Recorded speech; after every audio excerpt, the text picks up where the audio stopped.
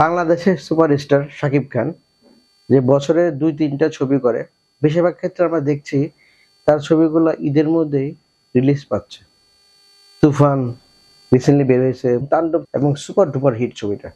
এবং এর যে গল্পটা আমি দেখলাম, ছবিটা দেখে এবং এই যে সিনেমাটা দেখলাম, আমার কাছে অনেক ভালো লাগছে যে বেকার যুবক একটা মেয়েকে বিয়ে করবে এবং তার জীবনে কিছু করতে পারতেছে না। এই একটা বেকার যুবককে নিয়ে যে কাহিনীটা তৈরি করেছে এবং আমাদের সামাজিক প্রেক্ষাপটে এটা কিন্তু একটা বাস্তব চিত্র তুলে ধরেছে। বাংলাদেশে অসংখ্য ট্যালেন্টফুল বেকার রয়েছে, যাদের যোগ্যতার থাকা সত্ত্বেও তারা চাকরি পাচ্ছে না। তাদের মামা চাচা নেই, তাদের বড় মাপের টাকা নেই এবং টাকা পুশ করার পরেও চাকরি হচ্ছে না, কারণ তাদের মামা চাচা নেই। টাকা দেওয়ার পরেও চাকরি হচ্ছে না। অসংখ্য ব্যক্তি এরকম রয়েছে। দেখেন, আমাদের আর যারা চাকরি করছে তাদের কিন্তু মেধা বলতে কিছু নাই, মেধা শূন্য। কারণ একজন ট্যালেন্ট নিচ্ছে আর 10 জন অযোগ্য লোক নিচ্ছে প্রতিটা পদে। ওই যে 9 জন অযোগ্য লোক নিচ্ছে টাকার মাধ্যমে নিচ্ছে, আর যে ট্যালেন্ট একজনকে নিচ্ছে, ও একজনকে দিয়ে 9 জনকে চালাচ্ছে। বাংলাদেশের প্রেক্ষাগৃহে আমরা দেখছি এই যে অবস্থাগুলো, আমাদের জাতি মেধা শূন্যতা ভুগছে। ব্যাপারটা শাকিব খানের মাধ্যমে এবং তাণ্ডব ছবির মাধ্যমে তুলে ধরেছে। ছবিটা দেখার পর আমার ভালো লেগেছে, অনেক ভালো লেগেছে যে না, বাস্তবতা আসলে এটা কিন্তু হচ্ছে আমাদের সমাজে, আমাদের প্রেক্ষাগৃহে। বাস্তবে আমরা দেখছি বাংলাদেশে এরকম অসংখ্য যুবক বেকার ঘুরছে, বিয়ে করতে পারছে না, ভালো একটা পরিবেশে যেতে পারছে না। এই তাণ্ডব সিনেমার মাধ্যমে তা প্রকাশ করেছে এবং দেখিয়েছে।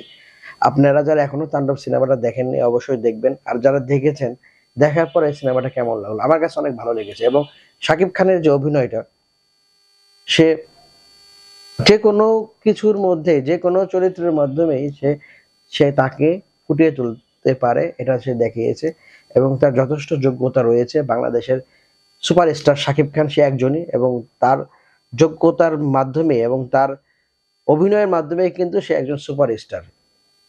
আমি তার দীর্ঘায়ু কামনা করছি এবং আমাদের চলচ্চিত্রে আরো উন্নয়ন করার জন্য তার ভূমিকা কিন্তু বিশাল ব্যাপার। তবে একটা জিনিস খারাপ লাগছে, এই তাণ্ডব ছবিটা পাইরেসি হচ্ছে। এই যে ইউটিউবে দেখছি, ফেসবুক পেজে অনেক দেখলাম এই যে ব্যাপারগুলো, এগুলো কিন্তু আমাদের চলচ্চিত্র ধ্বংস করার পায়তারা করছে একদল। যারা করছে তাদের যথাযথ শাস্তি দেওয়া উচিত। আর শাকিব খানের কাছে অনুরোধ, এবং যারা পরিচালক রয়েছেন বা প্রডিউসার রয়েছেন তাদের কাছে অনুরোধ, যে 2টা ছবি না, বছরে কমপক্ষে 5টা 6টা ছবি শাকিব খানের মাধ্যমে যদি আপনারা করেন, তাহলে আমাদের বাংলাদেশের চলচ্চিত্রটা ঘুরে যাবে এবং অনেক ডেভেলপ হবে আমাদের চলচ্চিত্র এবং অনেক উন্নতি হবে। অলরেডি অনেক উন্নতি হচ্ছে। তাণ্ডবের মাধ্যমে আমরা দেখেছি, তুফানের মাধ্যমে আমরা দেখেছি, রাজকুমারের মাধ্যমে আমরা দেখেছি, প্রিয়তমার মাধ্যমে দেখেছি।